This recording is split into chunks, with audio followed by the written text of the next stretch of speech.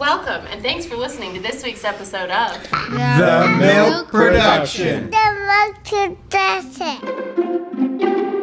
Okay, alright. Warming up. Chatty chat, is my mic up okay? Okay, we ready? Oh, we gotta set You hold my starting teeth. or am I starting? You start. Okay. Welcome back, Russ. We're glad to have you back on the show. We missed you last week. Yeah, I was in beautiful El Paso, Texas. Turns out it was actually pretty beautiful, right? It was different than I expected. Mountains. For sure. Yeah, Who thinks of mountains when they think of Texas? Raise your hand. not me. Not me. I was saying that, I've been to Arizona many, many, many times. And El Paso felt more like Arizona than it did Texas. Did we want to, introduce ourselves for the show? We probably should. We probably should say who we are. Okay. I'm Meaghan Selke. I am one of the co-hosts on the show. Happy to have my partner in crime back this week. Mother of 5 beautiful boys. Wife to a husband whose birthday is this week. So that's exciting. Can you give me a round of applause there?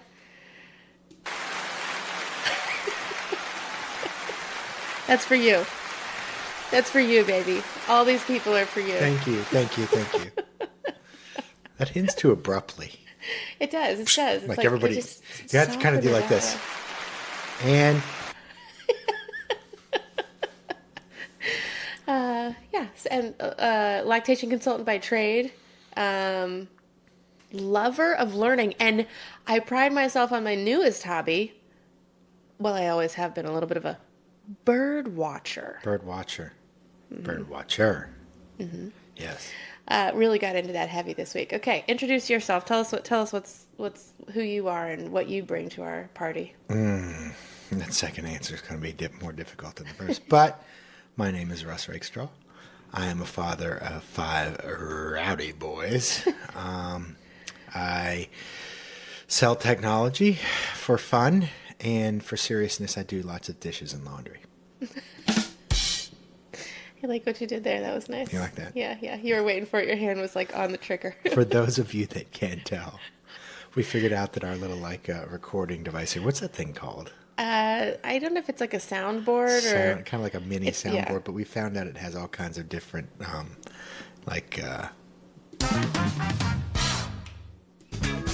Oh.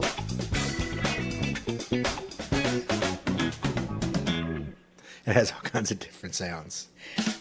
My dance probably doesn't make the cut. No. Oh, that's a shame. I feel like if I danced, you'd definitely put it in there.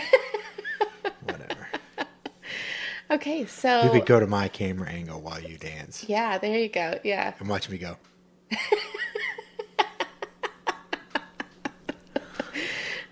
So what was I gonna? Oh yeah, our hobby, our little hobby we've gotten into this week, which I feel like I can say are you seem to take a liking to it as well. Yeah.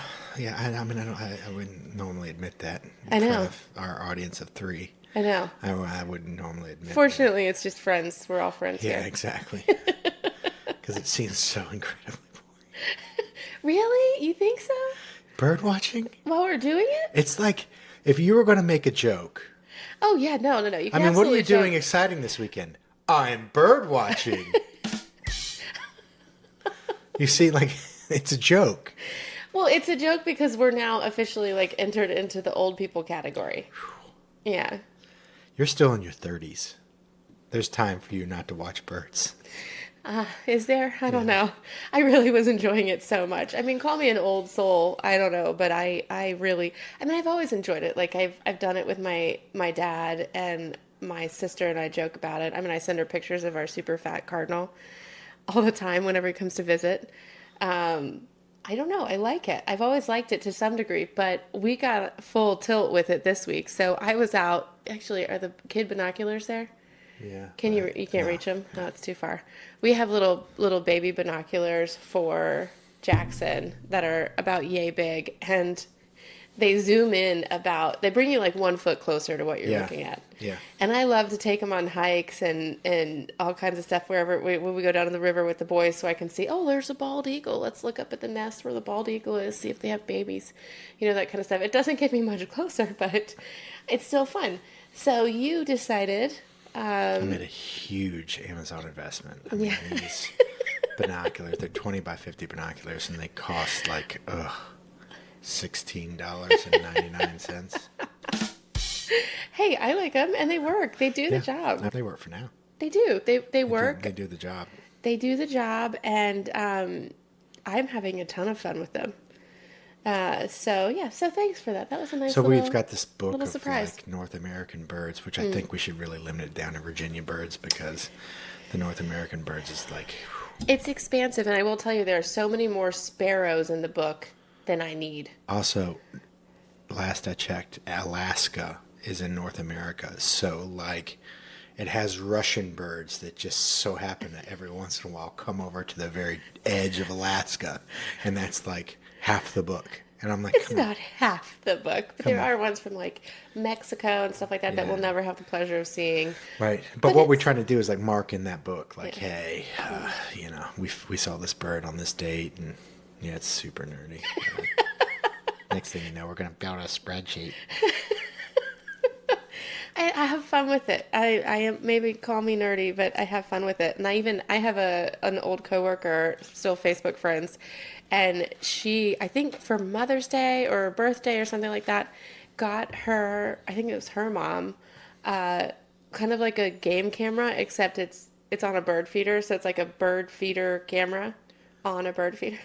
So they can take pictures of the birds that come to visit, and I gotta tell you, if, you know, your interest continues as much as mine does, then I'm not far off from trying to convince you to get one of those. I just don't like bird feeders because it spreads all kinds of non-grass into my lawn, like non-grass plants. Okay, you think bird watching is old. I'm talking about the seeds. Yeah, I know. That's what you just said was the equivalent of get off my lawn. Yeah.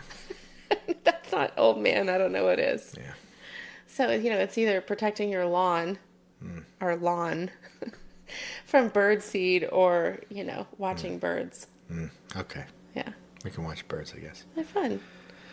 Now we gotta, you know, come up with the $8,000 that this game camera / It's bird an feeder $8,000. costs. It's a bougie bird feeder. It's probably a little more than your average bird feeder. Probably got some Wi-Fi technology. You can live stream activities in the backyard. Great. That's awesome. I'll give it to all my friends. Hey guys, Don't act like we didn't do that. here's the link so you can not go to it. Don't act like we didn't do that with the chicken coop Oh yeah, to make sure there weren't predators attacking the girls. this is true. We did do that. Yeah, see? Didn't work. It did not work well. We lost all our chickens to different predators. No, Attrition. not to any disease, not to getting out, not to anything. It was all. Let's see. The first round was a raccoon. The second round was a hawk. Third round, fox. Yeah, we had 12 chickens. We loved them. Got lots of eggs. Yeah, man, the last one was brutal. When all the girls were gone, that was just But the heartbreaking. first one was bad for me because the raccoon had killed a number of chickens and just left them there with their heads off. Didn't even eat them or do anything. Just killed them. And there's a school of thought that like raccoons kill for pleasure. They're amongst the animals that kill for pleasure and that they go on these like rages. But my thinking was more practical. Like he just was like, look, I've got food. I need to kill it and leave it in one place. I need to make sure it doesn't get away. So I'm going to bite its head off and just leave it hanging out here so I can come back and get the food later. Because they don't care whether they eat rotten food, right? That's so gross. that was my thinking. Like it was a little bit more, you know, pro-raccoon. Well, maybe he has a family. If we're talking about Pumpkin, our resident raccoon. We have a resident raccoon. And what probably was Pumpkin. If it was, I mean, she has She always babies has every babies. year. She lives in a hole in a tree in the yard next to And us. she likes to procreate. She does. We've seen lots of babies. Pumpkin is getting it on. I don't think I'm using that appropriately, but whatever. Just gonna keep trying until one Keep trying. lands. You guys let us know. The three of you watching. Let us know. That's funny. Oh, just went up to four. Four people watching. Okay, so speaking of mammals having babies, see what I did there? What's the show about? Back to lactation. In Raccoons lactate, right? Yeah, well, Yeah. they are mammals having Do you babies. think they have good latches? You think I they have don't- latch problems? You know, I didn't want to go too deep on this tangent that we were on about the backyard creatures, but the first thought that came to mind when you started talking about Pumpkin and living in the tree and us talking about our babies and all that was, man, I would love to have a game camera inside the tree to see how those babies feed. Yeah. I wonder if there's like a mom, because, before there were lactation consultants, it was moms. Yeah. Or other Yeah. childbearing yeah. women Yeah, in the yeah. village, right? I wonder if there's like a mom raccoon that comes over and goes, now, make sure he's getting a good latch, like hold him close. They're way more instinctual than we are, but I will Plus tell they you. have fur on their nipples. That must make a latch more Well, difficult. right around the nipple, it's going to be like just a little less. But there's furry. still fur. Yeah. That still has to affect a latch. Probably. Yeah. Okay. But speaking of animals, commuting Some moms together. have furry nipples, right? Yeah, Human moms. absolutely. Yeah. Okay, sorry, go ahead. Yeah, I've seen my fair share of nipples with hair around them. Okay. And others that probably did, but they just removed the hair. And I think it's fairly normal to have some. Like a Brazilian? For Brazilian, I think refers to a different part of the body. Oh, okay. There you go. Go ahead. I know you have.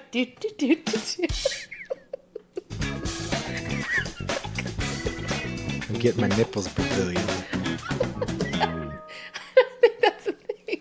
No. Oh, God. Okay, so. You really want to talk about lactation, and I'm like,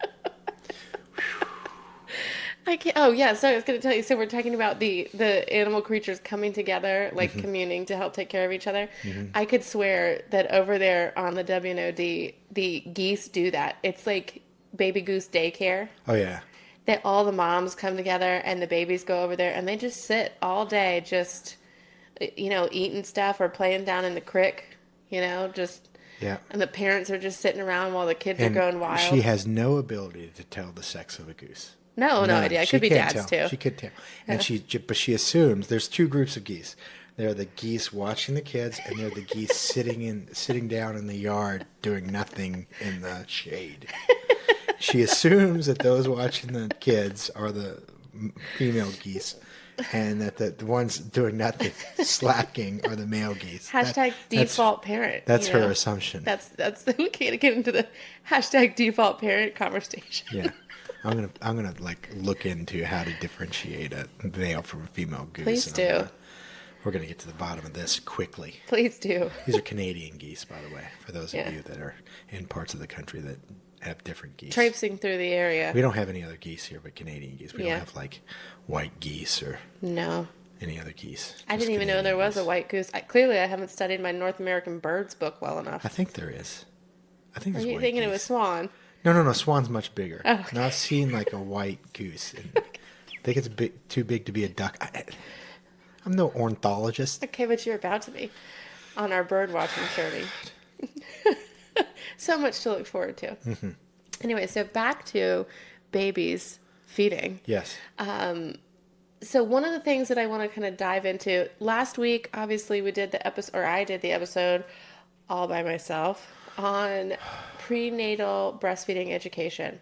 Very long episode. I think it ended up being somewhere around an hour and 45 minutes.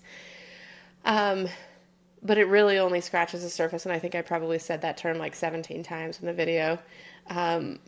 Really just touches on the very high level understanding that you need if you're thinking about breastfeeding. Obviously, there's tons of stuff in there. Well, maybe not obviously. For me, it's very obvious. There's tons of stuff in there we could deep dive in forever. And we will. We'll dig into all kinds of different things. But one of the things that I've also sort of been toying around with is making sure we're incorporating highlights from research and or, the resources like Academy of Breastfeeding Medicine, American Academy of Pediatrics, World Health Organization. They have all kinds of protocols out there and stuff like that. And I think it's important for people to know what the science is saying and and be armed with that. Particularly the one that I want to talk about today, be armed with the information in it so that when you go to the hospital and people are kind of pushing you one way or another or asking you what you want to do, you feel like, okay, I'm well educated in this topic and I can easily have this conversation with you. I've thought about this. I can tell you what I want to do and why I want to do it. And if they push back, maybe there's good reason, but at least you're really armed with a good base of information to sort of speak comfortably, especially as a first time parent. I don't know about you when you had Aiden Joseph, but when I had Aiden Khan, I can tell you the difference between Aiden Khan and Everin and me as a mom. I was such a better advocate for myself and my baby on number two than I was for my first. I don't know that I would, that came to mind, advocacy, that it was of top of mind in either of my first two. I do remember the breastfeeding journey being very weird for my firstborn because his mom got bird flu almost immediately. Mm-hmm. So for How weird. I know. To tie bird Yeah, flu. birds and bird flu. There we go. Okay, Yeah, I'm sorry. So it was a big deal, like back then. It actually is kind of coming back a little bit know. now, right? Yeah. This was, 15 years ago. But wow, God, I'm getting old. Yeah, I know. 'Cause speaking of another birthday coming up. Yeah, no kidding. So she had bird flu, so she could not have, she had to minimize contact with him, but still wanted to breastfeed. So it was a whole process. I was with him kind of the whole week, just he and I. And this I was was off right after you got home? right after we got home from the hospital. I was off work, thank goodness. I was not even thinking about work. I was just taking care of him. We were just hanging out for a week, and Mom would come down in a full-on PPE, like everything. But I guess I don't remember how she got her breasts out of the PPE because it was like a suit. And she would like scrub up beforehand, come downstairs, feed him, and then go back upstairs. And one of the reasons for that we thought at the time, I think the doctors backed this up, was like, there's a good chance he could get bird flu. Just being there, even though she's going through all this stuff. So let's get the bird flu antibodies that she's busy building, like into his things. But it was just a surreal experience because that was her only role for a week. She would stay upstairs and be sick and not be good, and come downstairs, feed, 5-6 times a day. Well, really, at that first week, you're probably doing 8 times a day, every 3 hours. Yeah, and so, and then go back upstairs. And it was just he and I. And so his only experience with her in the first week was just his only chance to connect with his mom was breastfeeding. Oh, I can't even think about what that must have felt like from her perspective. Yeah, I mean, think about it. You're not even touching him. You've got PPE on. You're, it was certainly had to be a hard experience for her. Yeah, yeah. It was a great experience for me. I mean, I had lots of little siblings, so I was kind of used to taking care of babies. So it was it wasn't like I was like most first-time parents, like thrust into, this is what not sleeping's like, and this is what changing a bunch of diapers like, and all that kind of stuff. I was kind of already used to it, or at least had experience with it, although you never really get used to it. But it was a great experience, like a bonding experience, Like typically the baby's going to want to bond with mom more than he does dad until he gets to be about 12.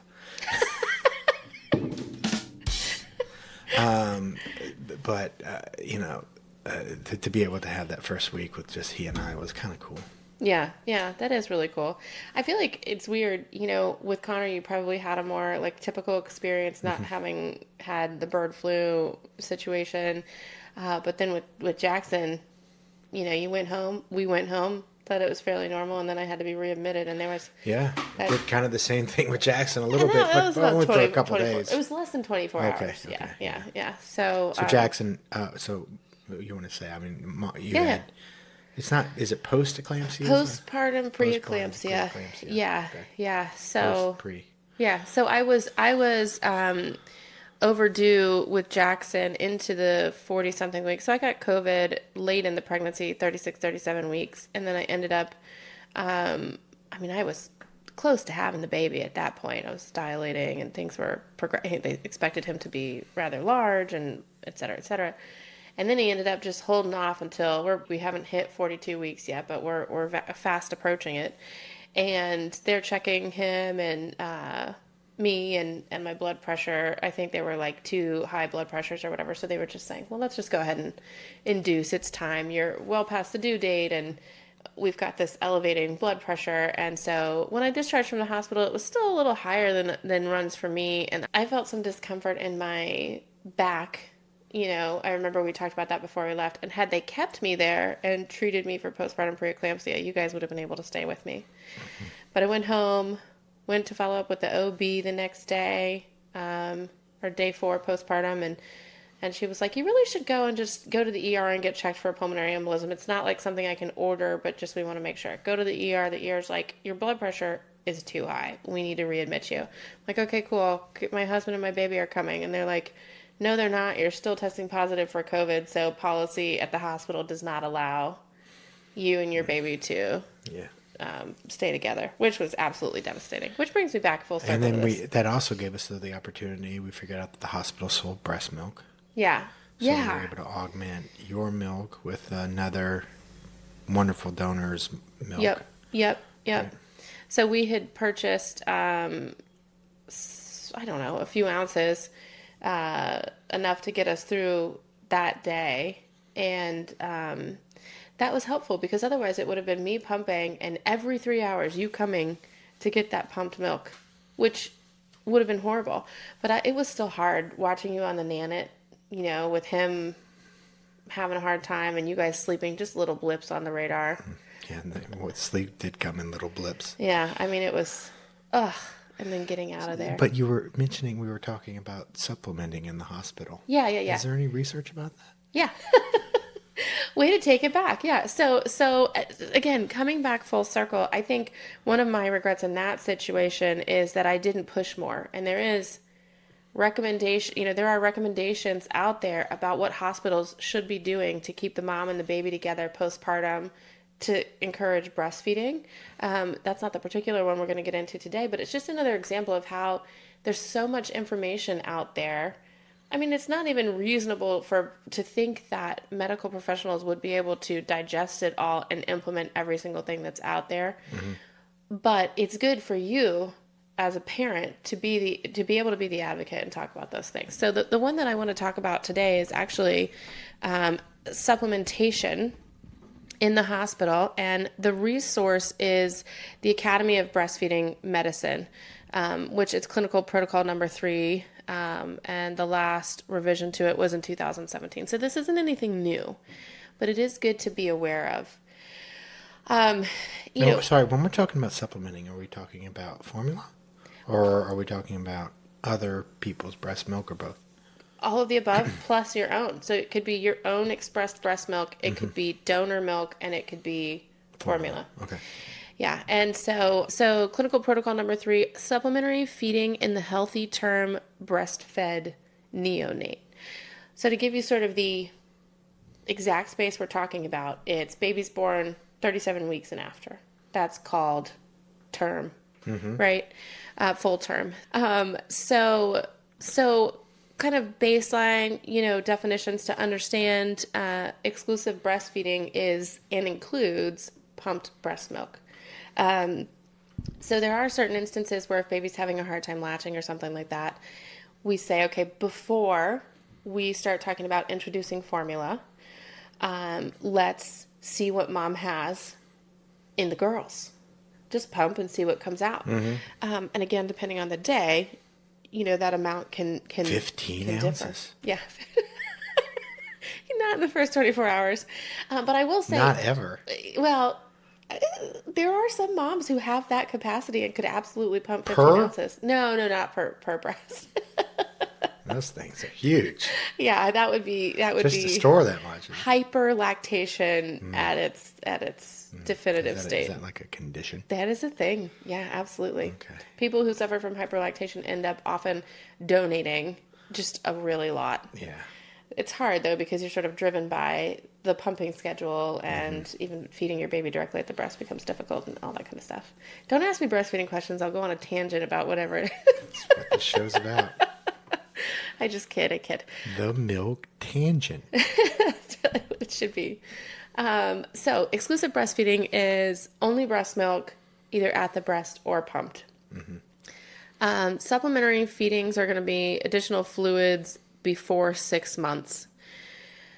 6 months is the recommendation from multiple sources: American Academy of Pediatrics, Academy of Breastfeeding Medicine, World Health Organization. I mean, pretty much all medical professionals agree that you should exclusively breastfeed your baby for 6 months. So supplementary feeding is doing any other sort of liquid before that. That might be the donor milk, infant formula, or other types of breast milk substitutes. And then complementary feedings are going to be solids or semi-solids incorporated to help baby meet their nutritional needs. Or sometimes to keep it down. We had to do that with Aiden. We had to put rice in there. But I think they're doing that a lot less now. They used to do that all the time. Yeah, I think actually, so I did that with Aiden Khan as well. And I think that they kind of proved that doesn't really help. I don't know. That's actually a wonderful one to have like a whole conversation on. Rice. Yeah. Right, and whether to add rice cereal. And for those of you guys that don't know, rice in this case is not the whole grain. It's like Powder. shaved. It's like powdered rice. Yeah, that they put in the formula, and it makes it thicker. It certainly makes it thicker. Yeah. You have to have a bigger hole in the bottle to Let it pass through. Yeah. And mix it, and it's just kind of a pain in the butt. And I think that they've found that there's really not. It doesn't help. I wonder the what the stuff stand out. Academy of Breastfeeding Science says about that. Breastfeeding medicine. Yeah. ABM. Yeah, Academy of Breastfeeding Breastfeeding Medicine. Yeah. And so, again, one of the other definitions being a term infant. So, really important context for this conversation. The things that we're talking about here do not apply to babies who have been born prematurely. Yeah. So what it essentially says is moms who are given the opportunity to breastfeed, the breastfeeding assistance, and the instruction overwhelmingly are able to breastfeed exclusively as recommended by all these organizations. Right. Do they have a number of overwhelmingly? Is it like 89%? Not in this in particular. But I'm sure they do somewhere in the research. But what it goes on to talk about is just the importance of those things and how there are instances where we're supplementing unnecessarily. Another point that I want to bring up is that it's very physiologically normal for babies to lose weight. And I think I've mentioned this in another episode, but in the hospital, I used to carry around a graph, or it was actually a paper, and then, the chart was pulled out of it, published by the American Academy of Pediatrics, oftentimes to drive my conversations, sometimes with pediatricians who were looking to supplement maybe unnecessarily, or the conversation about supplementation had come up, and so just to sort of bring it back to, hey, this is what I'm thinking, what do you think? The chart shows that pretty much every baby loses weight, plateaus, and starts to gain again. Plateau happens around the time where mom's milk is starting to come in, gain then occurs, and we're just following the normal pattern. And that's for, like I said, pretty much every baby. I think in the hospital when I was there, in the 3 years that I was there, I saw 2 babies who did not lose weight. And we would have, anywhere from 12 to 30 something moms on the floor any given day. Right. So, I mean, we saw a lot of moms. Large sample size. Yeah. Only 2 did not lose weight. Two babies. But there's a threshold, right? There's a threshold where if you've lost... Yes. Was it 10%? 10% is when pediatricians start looking at supplementing. Now, there is even research out there that talks about how maybe that's not the best number.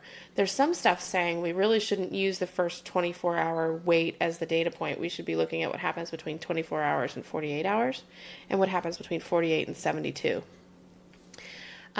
So what's happening with newborns is that they are, they're coming from, diuresis of extracellular fluids. So they're purging water from being water creatures. Yeah. to land creatures, right? So they're going to have normal loss there. And Humans are amphibians. yeah. That's why we look amphibious in those very early gestational For sure. things. Uh, and the meconium is being pushed out, right? So they're getting rid of the meconium and they're getting rid of this sort of extra fluid that they're already carrying.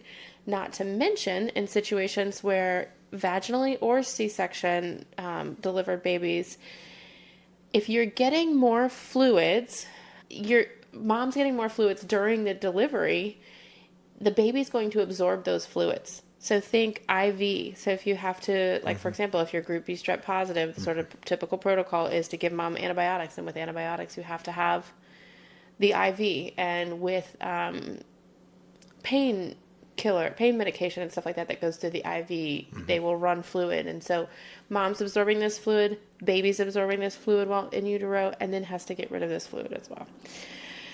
So all things to sort of keep in context when we're talking about that very, very normal weight loss that occurs in newborns, very physiologically normal. So what I like in this protocol that they talk about, one of the things that I really like that they talk about is when supplementation is not indicated. They sort of really, really spell it out.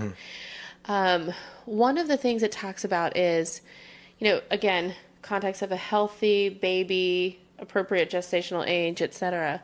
If they're feeding well, urinating and stooling adequately, and weight loss is in the expected range, and jaundice is not a concern, they're normally sleepy.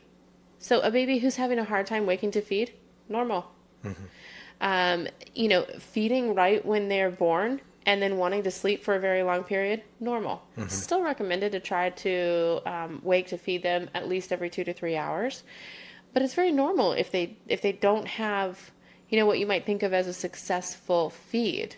And so what you can do is keep the baby near the mom so that if you're seeing any sort of feeding cues, mom's sort of learning to recognize those mouth movements, fingers, really opening eyes, any sort of movement in the early days is like, oh, maybe we should try feeding. If baby's having a hard time latching in those first 24 hours, also normal.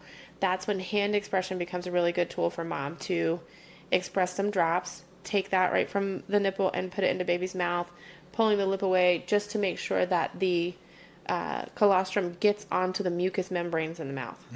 So as long as it gets into the mucous membranes in the mouth, the nutritional content is absorbed there, and it's okay if they're not even like in the stomach. Huh? Yeah, exactly. So it's pretty awesome. And then so for example, another reason where you wouldn't want to say, okay, well maybe we need to supplement is if a baby is fussing at night or constantly feeding for several hours. These things are, again, very normal. And, I thought with Everin, when he breastfed 15 times in the first day, I was like, oh my God, this is too much. Something's wrong. And then Jackson came along and did it 22 times in the first day. So, I think that was just me being an absolute, like kangaroo mom. You're just right there constantly doing it. And it doesn't usually look like that. It's probably more like 8 to 12 times. But it is very normal. If they're queuing and wanting to feed a lot overnight, just proactively staying on top of that. So, the obviously the difficulty in that is the tired or sleepy mom, right? So I know for me, and this is the case for a lot of moms, you're not sleeping well in the weeks leading up to delivery, and then maybe really not well in the days leading up to delivery. And then you deliver and you're probably awake for 24, 36 hours. And you're probably exhausted in those first 24 hours of baby's life. Just absolutely exhausted. I know you and I passed out after Jackson was born and was fed and was doing well and all those types of things. And he fell asleep after his first feed. We were out hard. So being a male doula is difficult work. A moolah, hashtag moolah. Moolah. You were the best moolah. You were the best doula. Doula. You were the best doula. Yeah, I don't even have to be male. You don't even have to be male. You were good. So I do wonder though, like, a lack of sleep affects everything. yes. It affects your mental ability, affects your body's ability to do what it's supposed to do. And I just wonder how that lack of sleep directly affects milk production. It's got to in some way. I mean, the the your body, after, tens of thousands of years of evolution, hundreds of thousands of years, whatever, of evolution, has probably accommodated for that. But it does have to account for a drop in milk production if you're that exhausted. It absolutely can. Yeah.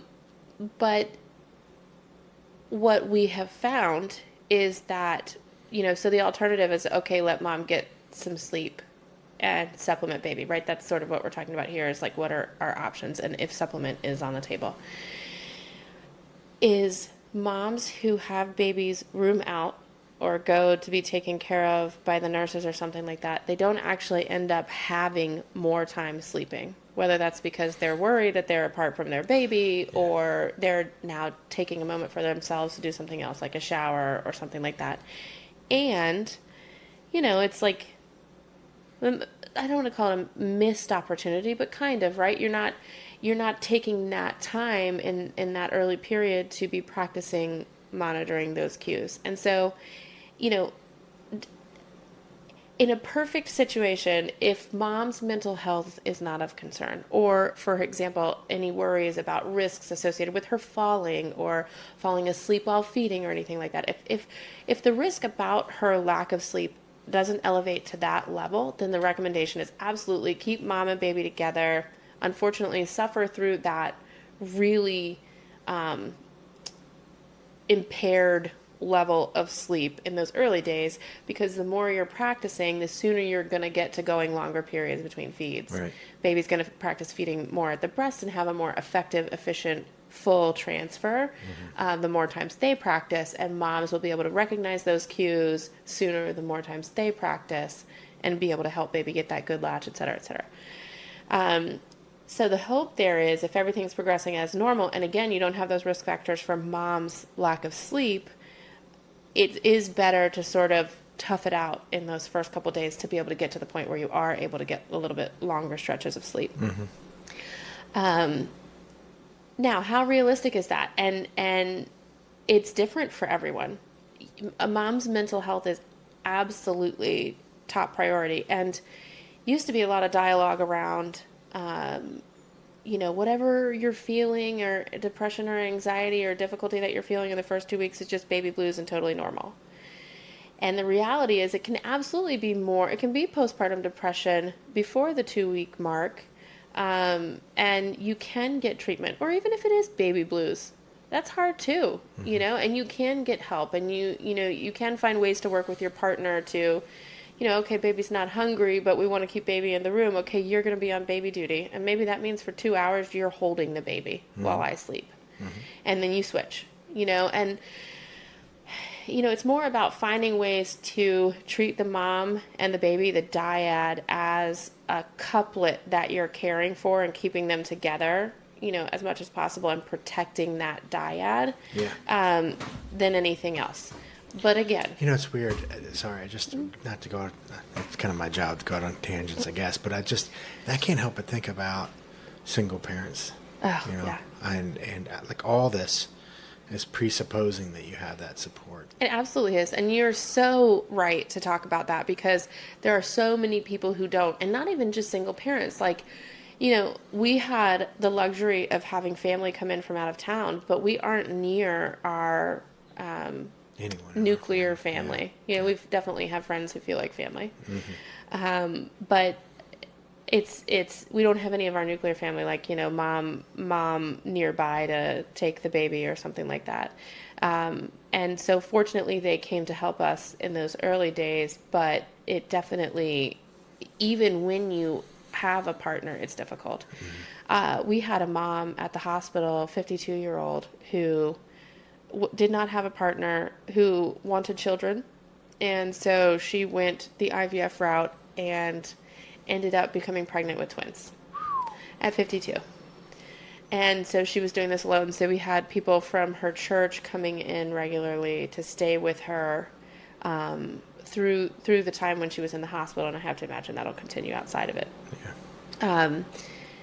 It's just, yeah, it is absolutely very difficult. And when you're trying to breastfeed because you don't want the cost of formula, for example, it's like, even if you're tired, are you pushing yourself to a place where it's maybe, not safe? And then accidentally co-sleeping because you end up falling asleep while feeding, and the accidentally co-sleeping, no judgment about co-sleeping here, but if you accidentally do it, you probably haven't set your space up to be safe for baby. Yeah. So yeah, there are layers of complexity associated with this ideal recommendation. And, just for me to have my 2 cents outside the protocol, and I want to clearly delineate that. For me, I really believe that you should, every mom should have the breastfeeding experience that she's looking for. Now, we can't always predict how much supply we're going to have or something like that, but we can say, okay, now that we have the data, maybe we have risk for low supply, or we had low supply with the previous baby, we know it's probably likely with this one, or something like that. Make our decisions about how we want our breastfeeding experience to go with that information in mind. I worked with someone who knew she had to get 8 hours of sleep every single night. And so maybe that meant she was going to have to make up for that. And sometimes you can't. But maybe that meant she had to make up for the lack of nipple stimulation overnight by pumping more during the day and being able to use that to give baby at night while someone else is caring for the baby. Or, if you can't produce that during the day, it's okay, I know I'm going to give formula overnight because this amount of sleep is that important for my mental health. And I really do believe that you should pick the thing that is making you most anxious about feeding. Whether it's, I'm not getting enough sleep, or I want to be able to go out in public, but I do not want to breastfeed in public. Some people feel very strongly about that. Some people feel very strongly to the contrary. So I am going to give a bottle in public, so I've got to incorporate pumping, or I'm going to incorporate formula knowing that. Figure out, really tap into yourself, figure out what's bothering you, and address that so that you can make breastfeeding as much the way that you want it as you can. So again, that's a sidebar to what the protocol says here, but it's basically saying, in the perfect world, if we can keep mom and baby safe in terms of, any concerns about sleep, then we should absolutely persevere through those first couple of days, keeping mom and baby together, feeding on demand, and not including supplementation. So it talks about, how do you prevent the need for supplementation? A lot of it is education, some of it can happen before people have babies. Other of it can happen there in the hospital. I think sometimes no matter how much education you get before your first baby, you've got to do the hands-on What's approach. ironic is that it seems like even physicians sometimes need to be educated. Absolutely. So that talks about that here. It's all healthcare professionals. That's the very next thing it says. All healthcare professionals dealing with moms. Now, where that gets very interesting is that extends way beyond the postpartum unit. Okay, I've delivered, now I'm going to stay in the hospital for a couple more days, and the people there are going to be educated. Nurses, physicians, pediatricians, OBGYN, et cetera. All of those people, yes. And that's still its own thing. Getting everybody on the same page about breastfeeding, I do think it's improving, but it's the process. But what about when a mom gets engorgement and she's concerned it's mastitis and she goes to an urgent care facility? Those people aren't postpartum educated. To some degree, right? There's knowledge about it, but I had a mom once who went to urgent care and she was told it was an abscess and she would have to go to a breastfeeding medicine doctor and get it drained. And yes, it could absolutely damage her supply and et cetera, et cetera. So now she's freaking out. Yes. Yeah. And on a Saturday. And it's difficult. It's very difficult to think that we can educate everybody on the level of breastfeeding information. It would be good for us as a society to have to support this.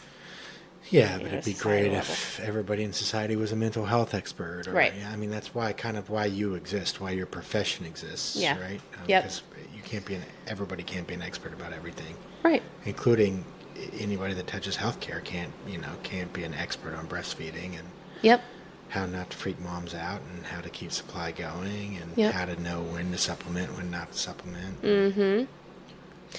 Other things that it talks about, the healthcare professionals, and then moms and healthcare professionals understanding any risks associated with supplementation. Yeah. Risks being, okay, this will make breastfeeding more difficult. Primarily that, right? Babies developing a flow preference, latch being more challenging, just the things that go along with that. And then also, we've talked about this in multiple podcasts, but skin to skin, just can't get enough of that. That decreases the need for supplementation. So one of the things that we'll see, or you'll see as you dig into this Academy of Breastfeeding Medicine protocol more deeply, is is that one of the sort of times when supplementation is recommended is if baby's blood sugar levels decrease. But by putting baby skin to skin with mom, that can help baby regulate blood sugar even if they aren't transferring milk. So that's fascinating. Always love that fact. It also helps baby regulate their temperature, which is another reason why, not necessarily right away that they would go to supplementation, but again, it's like this, sort of the theory of cascade of interventions. Okay, if they're having a hard time regulating their temperature, are they also having a hard time with some, blood sugar or whatever it is, and then you end up, with a baby separated from mom and having to do supplementation for those types of things. So skin to skin can really help keep those things at bay. Rooming in, like we talked about, just getting that pattern down of recognizing the cues and knowing when to feed and all that kind of stuff, and helping with the onset of lactation. You're around your baby, the prolactin and oxytocin are flowing more than they are when you're away or if you're using a pump. And to that point about the pump, if it is unavoidable, helping mom get started on the pump, because just because we have to separate mom and baby, whether it be the NICU or you're going to the nursery for some testing or whatever it is, does not mean you can't give the baby expressed breast milk. And if you pump and you get 2 milliliters and you're like, what, this isn't enough? It absolutely is. That is well within the normal range of what we would recommend for supplementing babies on the first day. So tons of good information in here. And, because we don't want to make this format super long, we're obviously not going to dive into it. I would like to call attention to the average amounts that they recommend babies supplementing. So in the first 24 hours, if you need to supplement, a normal amount of supplement would be between 2 and 10 milliliters. In the hours between 24 and 48 hours, it's 5 to 15 milliliters. 48 to 72 hours, it's 15 milliliters to 30. And between 30 milliliters in an ounce. Mm-hmm. Yeah. About, yeah. So we're just up to an ounce. Yep. At this point, on the third day. Yeah. Between the second and third day, and then between 72 hours and 96 hours, it would be 30 to 60. And that can continue between 30 and 60 for some time, depending on the baby. It can also go up beyond that. I mean, some babies are like, oh, yeah, I want 2, 3. Next thing you know, you're feeding your baby 4 ounces and you're, 10 days old or something like that. That does happen. But this is really important, these amounts, because I've had families who get a bottle of formula they have in their head. The baby hasn't eaten in 6 hours. Baby's 8 hours old. Maybe they ate at the 2-hour mark or something like that. And then 6 hours has gone by. This baby has to eat. And they're convinced in their heads this baby has to eat. Mom doesn't have any milk yet, et cetera, et cetera. So they take it's a 59 milliliter or 2 ounce bottle that they give at the hospital, formula, Which and is they more like feed. this, actually. Yeah. Well, it's, Little guy. it is. It's a little guy. And they give that to baby, the whole thing. I have seen that happen before. And in the first 24 hours, we're talking about 2 milliliters to 10 milliliters is what we should be getting. And I have A baby throwing up. Yes, baby can be spitting up, can be basically knocked out afterward in terms of not wanting to wake up for additional feeds. So then you find this cycle of like, okay, well, now we have to keep feeding the baby because it's supposed to be eating. And, it's, again, sort of like a cascade of intervention. So you want to kind of prevent supplementation in the first place. So, I mean, I think that's a good sort of high level place to stay at with this, but this has got all kinds of information in it. Like, there's an appendix that talks about like how in the hospital we should be handling moms who either say they want to formula feed or say they want to breastfeed, and then for moms who say they want to combo feed, and then it kind of sort of goes through the different steps that you should do in dealing with those moms. So you come in, you haven't even had your baby yet, you say you want to do a combination. They should be marking you in the chart as a breastfeeder, and I think that's important because even if you want to do a combination down the line, protecting breastfeeding early on should be a top priority by the healthcare professionals and everyone who cares for you. So it talks about things that you can do in there. It also has a table of instances like, I can't tell you how many times I heard in the hospital, I don't have any milk yet. No, you don't have any milk yet, but you do have colostrum. Sure, there are rare instances where you might not. But again, that's very rare. So talking about the majority of instances, I don't have any milk yet or something like that. It's just, it's not actually a reason, especially in those first 24 hours, to introduce supplementation. So it's got a table sort of detailing some other instances like that where you would say, hey, we could provide a little bit of education here, a little bit of support, a little bit of assistance, and preserve the exclusivity of breastfeeding that we recommend. So again, good. Now, can you link to this? Yeah, absolutely. Folks, I think that's a good idea. I will link It's to one it. of what, 37 you said protocols? 36, 37, I can't remember exactly what it is. Okay. But it's all kinds of stuff. You know, I love their most recent update to and we'll definitely do an episode on this. But the mastitis and clogged duct protocol is just, That gets you a lot of calls, right? yeah, and concerns about that. yes, and that's the one that I see come up most in practice is the misinformation. It's not even misinformation. The previous protocol had other recommendations in it that it now changes its position on, which I think is exactly what we should be doing in Do we science. still do warm cloths? No, we do cold compresses. Yeah, you listen, don't you? Warm cloths. Don't you? You know, you can do it right before you're about to pump or feed. That'll help the milk flow. But other than that, you should really be doing ice between feeds to decrease clogged ducts and mastitis, symptoms of clogged ducts and mastitis. But we'll do a whole deep dive into that because there's plenty to talk about.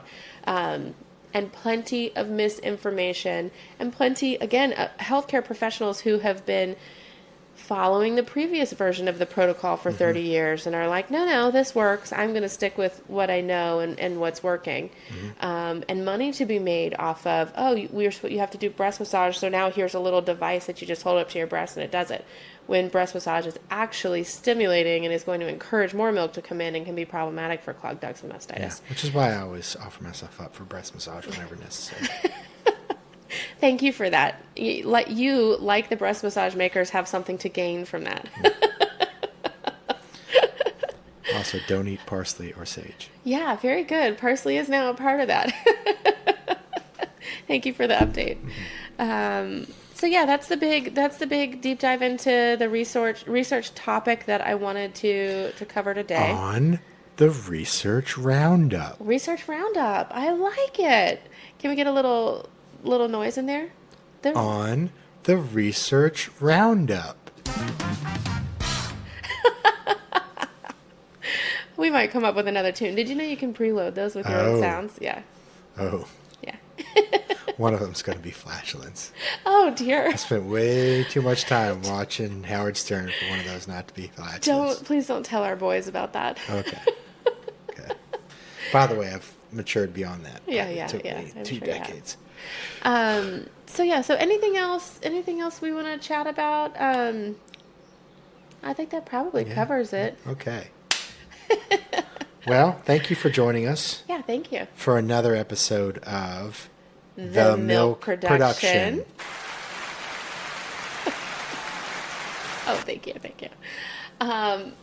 Couple things. Like, subscribe, comment, please. follow. We're on the Facebooks, Dance, Instagram, sing, YouTube. love. You can listen to us on Spotify. Oh, why am I forgetting about FeedSpot? Apple Podcasts. YouTube. Oh, Audible. I think Amazon Music. I think. Anyway, get on there, like us. We have no idea what our data is about followers or whatever, but boy, do we get excited when we get another subscriber or another comment. Or so just a comment. yeah, Yeah, I gotta give a shout out to OG. She knows who she is. yeah, For yeah, watching us and commenting. yeah. Thank you, OG. Which, by the way, I don't know how to respond to your comment on Spotify. But thank you for making it. I saw it and got very excited. Thanks, OG. If you comment too, you might get a little shout out on the show. There you go. That's some incentive. Yeah. Okay, well, thanks for listening. Thanks for joining us. Thanks very much. Have a great day. Okay, bye.